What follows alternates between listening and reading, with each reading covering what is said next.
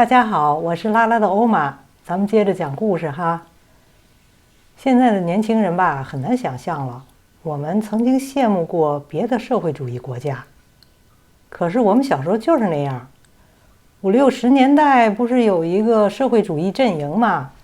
苏联老大哥带着一帮兄弟国家，跟这个西方搞冷战，意识形态呢就全面对抗。经济上自成一体，是要比一个高低。所以那会儿50年代吧，中国就全面苏化，从政治、经济、军事到文学影视方方面面都抄苏联的作业呀。苏联给中国援建了156个大型项目，什么钢铁厂汽车厂等等等等。北京那个10大建筑，就是当时苏联给帮着设计建造的，有什么人民大会堂，广播大厦、军事博物馆，还有那个北京展览馆，过去叫苏联展览馆，后来叫北京展览馆了。这些建筑都不是中国传统建筑了，都透着那个苏式的那种建筑风格。苏联的电影、文学、歌曲，那风靡一时苏联的产品吧也有一些，但是呢不多。比如这个大街上跑的伏尔加牌那个轿车、小汽车，还有一些照相机什么的。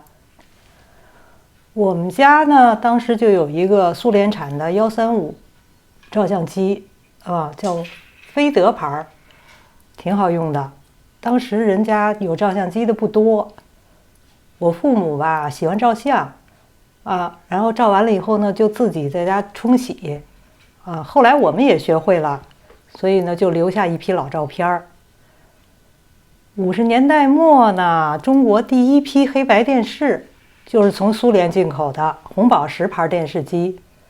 当时呢广播局近水楼台先得月有一批。我爸呢他那级别够得上可以买有特权是吧？但是我妈反对，说这个电视把小孩眼睛看坏了，不能要，所以我爸就把那个名额给退了。后来我妈就特后悔，因为我们那时候小嘛，看见别人家有电视呢就羡慕，就哭哭啼啼的老要去别人家看。可是那时候呢中苏关系已经不好了，只能就等这个国产电视出来以后，我妈就第一时间就买了一个天津产的北京牌的电视。但是那个质量呢就没法跟人家红宝石比没有人家那么清晰。广播电台呢曾经有一批苏联专家，我们家楼上的就住了一个女专家叫柳巴，她丈夫是中国人，他们家有2个女孩跟我们年龄差不多，长得像洋娃娃似的他们家还有一条大洋狗。这个小女孩一个叫谢丽，一个叫沃丽，姐姐谢丽呢长得比较像东方人一点儿，性格也好特别可爱，会说中文。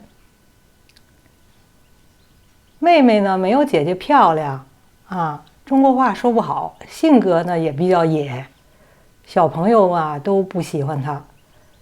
有一次呢她追着我们，不知道为什么光着脚丫的追着我们，一边跑还一边骂小野丫头。我们都吃一惊，一个小金发碧眼的小娃娃似的小女孩怎么说话这么粗野呢？8成是跟保姆那儿听来的吧后来呢60年代时候中苏关系交恶了以后，这专家不是都撤了吗？这柳巴他们家呢也都走了。后来我们就小孩呗，就那个起哄溜吧溜吧，就说柳巴嘛不是，就叫溜吧溜吧。中苏两党反目成仇了以后呢，就各拉山头，都有一帮兄弟国家周围。当时吧但凡是反苏的，或者是跟苏联不那么友好的这些兄弟国家吧，都是中国的盟友。其中那个最铁的是阿尔巴尼亚，其次呢有朝鲜、南斯拉夫、罗马尼亚。这些国家呢，我们都是从电影上认识的，感觉呢人家国家的日子过得都比我们中国的好，就特别羡慕。因为当时还在文革时期嘛，这文化生活就是一片空白，好不容易逮着一个外国电影哈，大家就看得如获至宝啊。尽管呢也都是主旋律的一些片子，但是呢比样板戏好看。最早看的一批阿尔巴尼亚电影有这个《宁死不屈》，是一个二战题材的，2个女主角，一个是受伤的女游击队员，一个是掩护她的一个年轻姑娘。最后呢2个人同时走上刑场，被这个纳粹给枪毙了。里面呢有一首插曲我们都会唱，赶快上山吧，同志们！我们在春天加入游击队，敌人的末日就要来临，我们祖国必将获得自由解放。当时挺流行，那个电影看的吧，心里还真是挺不好受的。还有一个电影叫《地下游击队》，也是二战背景的，但是是在那个城市里边抵抗那个意大利侵略者的故事。我呢是跟同学吧一起在那个西单影院看的，印象特别深。开篇就是巷战啊，游击队员呢就在那个屋子里边就跟敌军就交火了，然后子弹射过来，有的人就牺牲了。这个时候呢，那个敌人那坦克就开过来了，然后敌军就喊话：“投降吧，这个那个的，不然就把你们这房子就给轰塌了。”说时迟，那时快，有一个小伙子就跳上敌军那坦克，拿个手雷，然后啪一下把那盖儿就掀开了。这时候瞬间，那电影定格，音乐嗡就骤起，电影名，然后啪一下就推出来了。当就特震撼，给人的印象特深，尤其那音乐啊。还有一个电影呢，阿尔巴尼亚的电影叫《第8个视铜像》，也是二战背景的。他那个表现手法比较新颖，就是有一个游击队员牺牲了，然后别人就给他塑了一个塑像。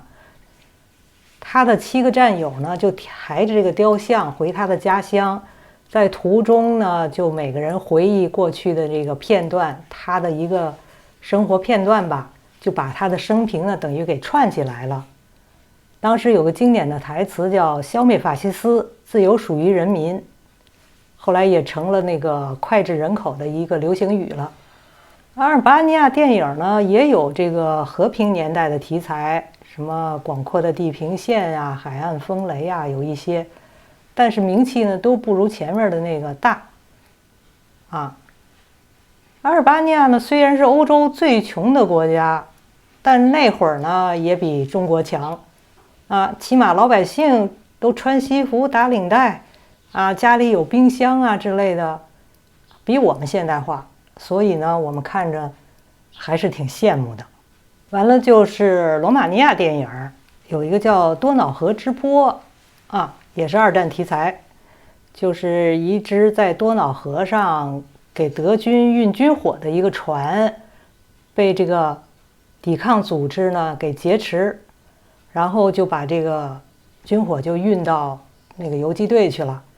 这里面的音乐特别出名，就是滴滴当当，滴当当，滴答滴，哒滴答滴，哒当滴，当滴答。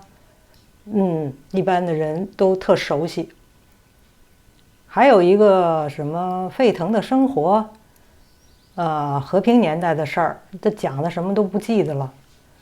再有一个就是有一个音乐传记片叫《齐布里安·波伦贝斯库》，讲的是罗马尼亚的一个古典音乐作曲家的故事，是真事儿啊。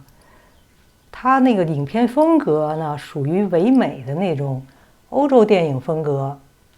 男主呢会拉小提琴，又长得特别帅。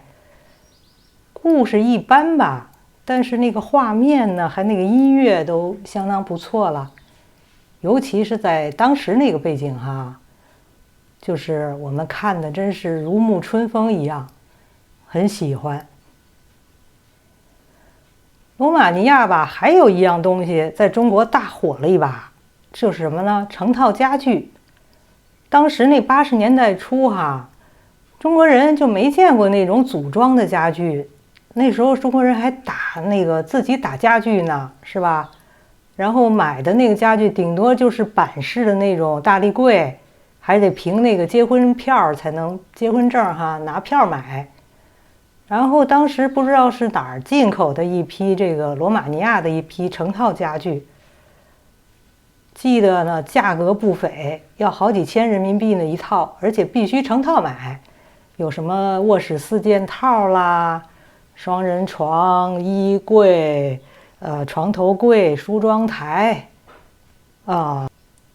当时那个中国人都没有见过这个组装家具，都是自己拿这个木头打家具啊，或者请人做呀。在外面买的家具也是顶多是一个木板的那种3合板的那种大立柜还得凭那个结婚证凭票买。这罗马尼亚家具呢就显得特别高档造型也古典，然后表面呢其实呢就是那个现在看呢就是那种胶合板的板式家具，就是宜家的那种家具类型，只不过它是那个深棕色的贴面，显得很华丽。要搁现在吧，这个真的不算什么，但是当时吧，真让大家开眼了。凡是经济上允许的吧，都抢着下单，代表一种身份。我们那亲戚朋友里面都有买的，我们邻居也买了一套，但是呢，我和我老公没买。一来呢，我们也不喜欢深色家具；二来也嫌它贵，不愿意花那么多钱。因为当时的人的工资也就几十块钱一个月，我们那会儿也不到100块钱一个月。文革后期吧，虽然那个文化生活还没有恢复正常，但是那会儿已经这个内部电影大行其道了，尤其是在国家机关和文化单位，就常常打着个观摩学习的这个旗号就看内部电影。对于这个有这个文化饥渴症的这个青年来说这个内部电影吸引力太大了，都这个削尖了脑袋呀，到处找票。一旦拿到了不管多远，不管时间多晚，饭不吃觉不睡的都得去看去。有时候连着看2、3个片子，精神头特大。然后完了以后回来就跟周围的人白话讲。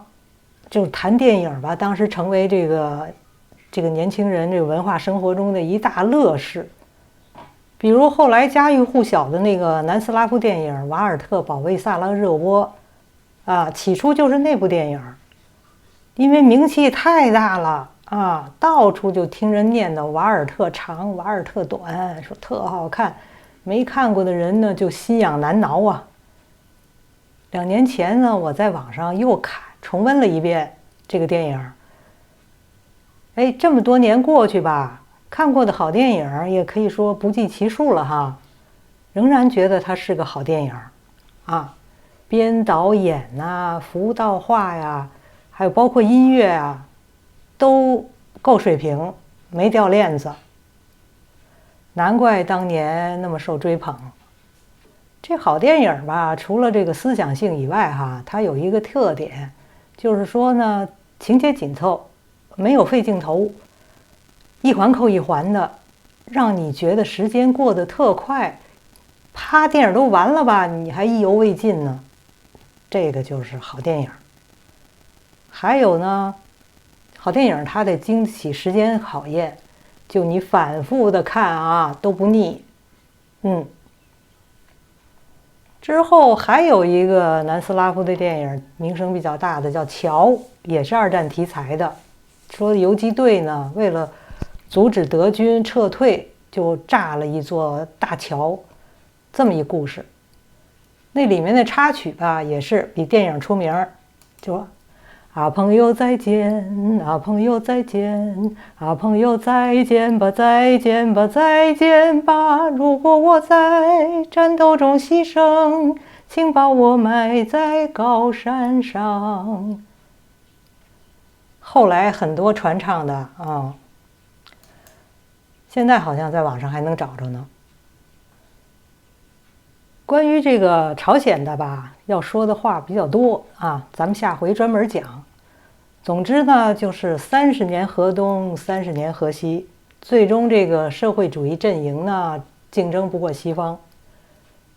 这个国家呀，政治上高压，经济上惨淡，人民生活困苦，最后不得不散伙了，就是说以失败告终吧。中国比较幸运，因为邓小平悟出了一个道理，跟美国关系搞得好的国家都富了，于是就最先改弦更张了，向西方靠拢啊，引进资本和技术，派遣留学生，改革开放，搞活市场，搞活经济，这才有了中国今天的成就。在经济上呢，已经远远超越了那些以前的兄弟国家。于是呢，那段历史也就翻篇了。今天的故事就讲到这儿，回见。